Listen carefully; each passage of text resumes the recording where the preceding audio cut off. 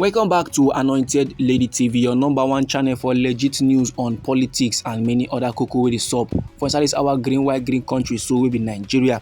And once again, we don come with updates, we don come with informate, we don come with reports wey I go like share give the general public. And the koko now be say our President Bola Ahmed Tinubu don dey face tough resistance sake of the decision wey he take for inside Rivers State. Like this now, good people. A coalition of civil society organizations don call on the United Nations to impose sanctions on this our green white green country wey be Nigeria sake of the federal government their decision to enforce emergency rule on Rivers State. And no be lie, our President Bola Ahmed Tinubu no only plaster state of emergency for Rivers State, he also suspend key elected officials dem for inside the state. And that indecision so na come spark a widespread concerns over democratic governance and constitutional violations. The crisis now for inside Rivers State escalates after our President Bola Ahmed Tinubu declare a state of emergency. And before he drop the declaration in the yarn now because of the ongoing political instability and the destruction of oil infrastructure, that now why he gats do wetin he gats do. But as part of his intervention, our president not only drop state of emergency, he also suspend Governor Siminalayi Fubara plus the deputy governor of Rivers State to be Ngozi Odu and all members of the Rivers State House of Assembly. All these men then chop suspension wey our president cook. And with the suspension, our president constantly appoint a sole administrator to take over governance for the state. And now according to the CSOs, they say the actions, the things and things wey our president do for inside Rivers State, e too much, no be small, and also e dey unconstitutional. And for inside the CSO their petition to the United Nations, dem now dey argue say Rivers State no dey in a state of war or lawlessness wey go come justify this kind extreme measure. And section 305 of Nigeria's constitution drop outlines and conditions for emergency rule. And the outlines and conditions, none of them wey the federal government meet at the time of the declaration. That is section 305 now they give times and conditions for the federal government or the president to plaster state of emergency. And these times and conditions, our President Bola Ahmed Tinubu no even reason them at all. Just go ahead, go plaster state of emergency. And also the coalition, they accuse the former governor of Rivers State wey come become the minister of FCT, and I'm talking about Nyesom Wike. The coalition now they accuse the man say na him be the orchestrator, na him be the mastermind, na him be the planner, na him be the engineer of the political turmoil wey dey sup for inside Rivers State. The CSOs now dey yarn say na Oga Nyesom Wike now allegedly orchestrate a defection of lawmakers from the opposition party, wey be the People's Democratic Party, to the ruling All Progressive Congress in an attempt to weaken the state government. But once the plan come fail, once they don observe say the plan no go get head, Oga Nyesom Wike come turn to the federal government authority to forcefully remove the governor from office. But the CSOs now they condemn the action, them they describe am as a constitutional breach, and them they argue say the process for removing a governor is clearly defined in section 118 of the Nigerian Constitution, and it no grants our President Bola Ahmed Tinubu power to dismiss an elected leader at will. No, they constantly criticize the National Assembly for approving the emergency rule through a voice note. Then I can accuse the lawmakers say then disregard due process. And normally, good people, no say before this state of emergency go last plaster, the National Assembly gas approve. 1/3 of the National Assembly gas approve to the state of emergency before it go get head.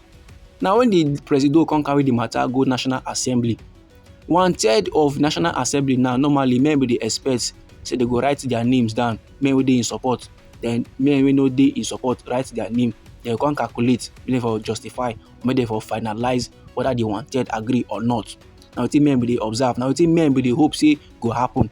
But no, the National Assembly, which is made up of the red chamber, which is the Nigerian Senate, and the green chamber will be the House of Reps, they could put the decision to voice note. They can the yarn. Say if you are in support of the state of emergency rule in Rivers State, say aye. If you are not in support, say nay. And onto the decision of the National Assembly to use voice notes, many men parallel for inside with nation Nigeria. Now back to the cocoa of the hour. Another major concern with the CSOs then raised now the financial control of Rivers State under the new arrangement. And the CSOs now they claim say the previously withheld federal allocations suddenly men don release am, but instead of the funds now to be directed towards governance, the thing now dey under the control of unelected individuals, and these individuals dey only answer to the presidency and key federal officials dem, and normally those kind levels no be so e suppose to dey happen. So as a response to wetin dem dey see as abuse of office, the CSOs dey urge the United Nations make dem take action.